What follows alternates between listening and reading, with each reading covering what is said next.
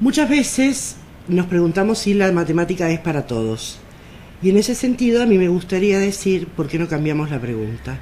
En vez de la matemática para todos, a mí me gustaría hablar por qué la matemática es de todos.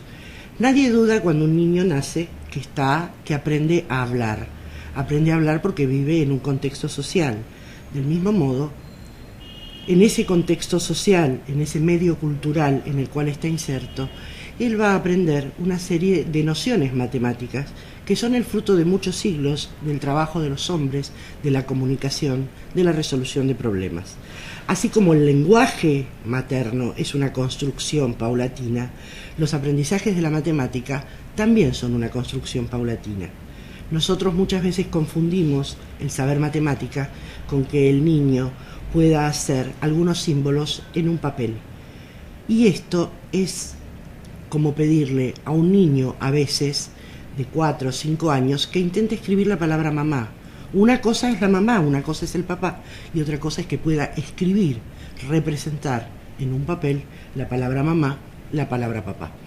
Del mismo modo, cuando nosotros hablamos con un niño, él puede entender la noción de número 2, de número 3, de número 4, aunque no pueda representarlo.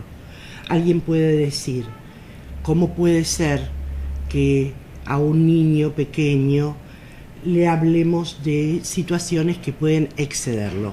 Por ejemplo, yo tengo 4, nadie se le ocurriría pedirle a un niño que haga una cuenta de división. Sin embargo, todos los días, nuestros hijos, nuestros nietos, nuestros sobrinos, los niños que nos acompañan, están permanentemente repartiendo todo en partes iguales. Una vez, una niña de segundo grado, con la que estábamos discutiendo sobre el reparto de caramelos a unos sobrinos míos, y yo les decía que tenía 10 caramelos para repartir entre 5 chicos, ¿cuántos le tocaban a cada uno? Y ellos me contestaron rápidamente 2. Yo les dije, ¿por qué? Si en realidad yo a un sobrino lo quiero más, le voy a dar 4 caramelos, a otro no me gusta hoy cómo se vistió, le voy a dar un poquito menos. Saltó una nena del fondo y me dice, eso es injusto. A lo cual yo le contesté, tenés toda la razón del mundo. Justamente la división es una operación muy justa, porque lo que hace es repartir en partes iguales. Y si no, no tenemos división. Bien, este concepto fuerte de división como reparto en partes iguales, los niños lo tienen desde muy pequeño. Nosotros hemos hecho entrevistas tanto en provincia de Buenos Aires como en la provincia de Formosa, como en otros lugares, a niños pequeños, cualquiera lo puede ver en su casa, pueden repartir en partes iguales. ¿Qué están haciendo? Están dividiendo.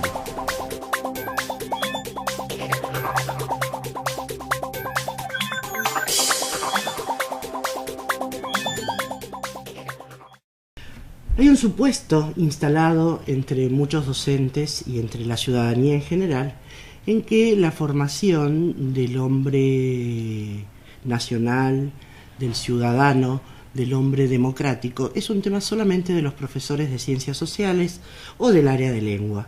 Sin embargo, los profesores de matemática y los de ciencia en general tenemos mucho que construir en este sentido. ¿Por qué? Nosotros, por ejemplo, tenemos distintas formas de gestionar una clase. La típica enseñanza de la matemática es yo te muestro primero lo que haces para que vos no te equivoques y lo repliques tal cual. Por ejemplo, la otra noche discutí en un profesorado con un grupo de alumnas, les llevé 2 modelos de trabajo de diferentes clases y uno de ellos era sobre la enseñanza de la suma en primer grado. ¿Cuál de los modelos ellos elegían para trabajar para formar un ciudadano? No les hice la aclaración de formar un ciudadano. Les pregunté cuál era el modelo que ellos elegían y que me digan qué trabajo hacían. En cada caso, los maestros y los niños. Y les mostré dos gestiones de clase. Una primera gestión de clase era un docente que le decía a los alumnos cómo se resuelve el siguiente problema. Mi mamá tenía 3 lápices. A ver, chicos, muéstrenme los 3 lápices que tienen. Cada uno mira su manito. Quiero ver a todos, ustedes también, sus 3 lápices en la mano. Bien. Ahora a mi mamá le regalaron 2 lápices. Quiero ver a todos en la otra mano. No lo pusiste ahí. Sepáralo. Quiero ver a todos los niños con los lápices en la mano. La pregunta que les voy a hacer ahora es: ¿cuántos lápices tiene mi mamá? Este es un modelo de clase. El otro modelo de clase es: hola chicos, ustedes tienen que ayudarme a resolver un problema. Ustedes tienen sobre sus bancos lápices, papel y lápiz. Ustedes pueden usar el material concreto, pueden dibujar, pueden hacer números o pueden pensarlo directamente. No pueden hablar hasta que todos sus compañeros hayan encontrado la respuesta, porque así todos tenemos tiempo para pensarlo. Mi mamá tenía 3 lápices, le regalaron 2. ¿Cuántos lápices tiene ahora? Y después la clase seguía con las indicaciones de cómo se gestionaba. Fíjense que la gran tentación de la mayoría de mis alumnos fue elegir el primer modelo, por 2 motivos fundamentales. A todos los alumnos les iba a salir bien, que eran muy chiquitos para resolverlo solo, que cómo los iba a dejar esperando que todos los demás terminaran para tener una respuesta, y sobre todo que usaban material concreto.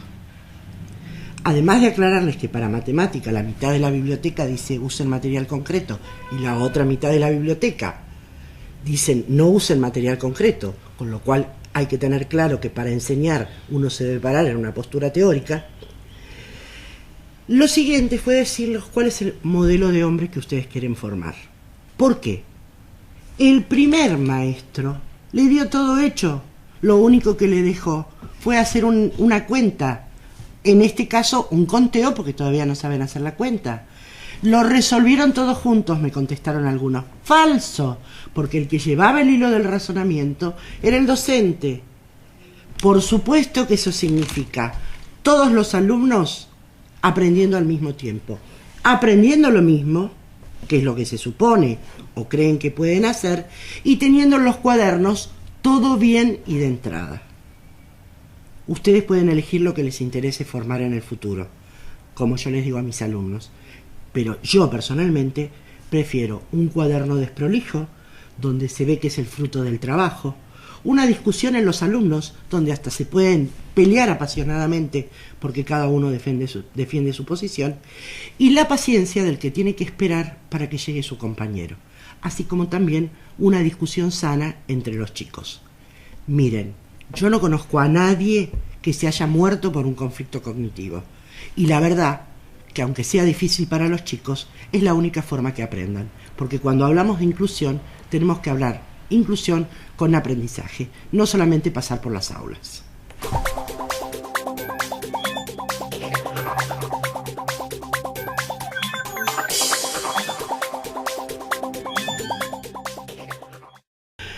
Durante 3 años hicimos encuestas a los alumnos que ingresaban a la carrera de matemática en uno de los profesorados en los que trabajo.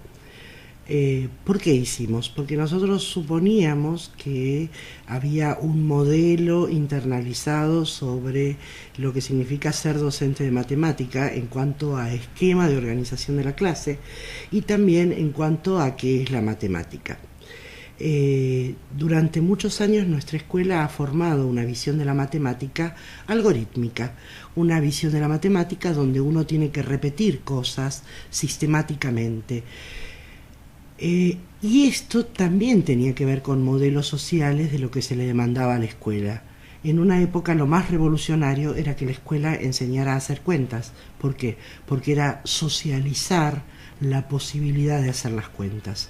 Hoy las cuentas las hacen las calculadoras y al sujeto, al ciudadano, se le pide que trabaje otro tipo de cuestiones, que resuelva los problemas, que tome decisiones, que analice la información.